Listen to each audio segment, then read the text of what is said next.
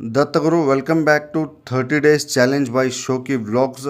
ಇವತ್ತು 9ನೇ ದಿವಸ. ನಾವು ಹೊಂಟಿದ್ದು ನಮ್ಮ ಅಮರಗೋಳ ಗ್ರಾಮದಲ್ಲಿ ಇರುವಂತಹ ಒಂದು 13ನೇ ಶತಮಾನದಲ್ಲಿ ಕಟ್ಟಿದಂತಹ ಒಂದು ಸುಂದರವಾದ ದೇವಾಲಯ. ಅದು ಬನಶಂಕರಿ ತಾಯಿಯ ದೇವಾಲಯ ಇದು.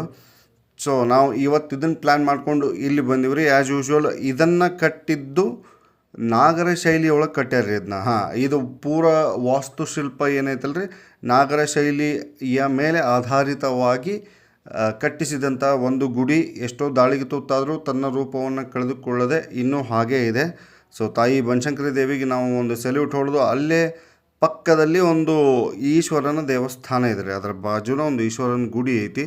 ಇದೊಂದನ್ನು ಸ್ಪೆಸಿಫಿಕ್ಕಾಗಿ ಜಕಣಾಚಾರ್ಯವರು ಕಟ್ಟಿದ್ದಾರೆ ಅಂತಂದು ಹಿಸ್ಟ್ರಿ ಒಳಗೆ ಅದ.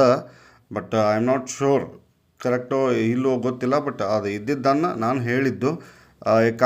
ಗಿರ್ವಿಂಗ್ಸ್ ಇದಾದರೂ ಅಷ್ಟೇ ತುಂಬ ಫೈನಾಗಿ ಕಟ್ಟಿದ್ದಾರೆ. ನಮ್ಮ ಚಂದ್ರಮೌಳೇಶ್ವರ ದೇವಸ್ಥಾನ ಏನಿದೆ ಸೊ ಅದರ ಹಾಗೆ ಕಟ್ಟಿದ್ದಾರೆ.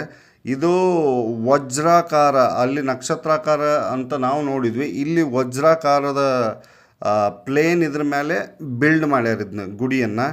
ಮೇಲಿನ ಶಿಖರ ನನಗೆ ಗೊತ್ತಿಲ್ಲ ದಾಳಿಗೆ ತುತ್ತಾಗಿದ್ದು ಅಥವಾ ಕಾಲಾಂತರದಲ್ಲಿ ಶಿಥಿಲಗೊಂಡಿದ್ದೋ ಅಂತಂದು. ಬಟ್ ಇದರ ಅವಶೇಷಗಳನ್ನು ಸಹ ಅಲ್ಲೇ ಪಕ್ಕದಲ್ಲಿ ಹಾಕಿದ್ದಾರೆ. ಬಟ್ ಪ್ಲೇಸ್ ಇದು ಸೇಮ್ ಚಂದ್ರಮೌಳೇಶ್ವರ ಗುಡಿ ಹಿಂಗೆ ನೋಡಲಿಕ್ಕೆ ಅಗದಿ ಚೆನ್ನಾಗದ ರೀ. ಅಮರಗೋಳದಲ್ಲಿ ನೀವು ಬನಶಂಕರಿ ದೇವಸ್ಥಾನ ಅಂದರೆ ಯಾರಾದರೂ ತೋರಿಸ್ತಾರೆ, ಈ ಒಂದು ಲೊಕೇಶನ್ ಹಾಕ್ಕೊಂಡು ಹೋಗ್ಬೋದು ನವನಗರ ಸಮೀಪ.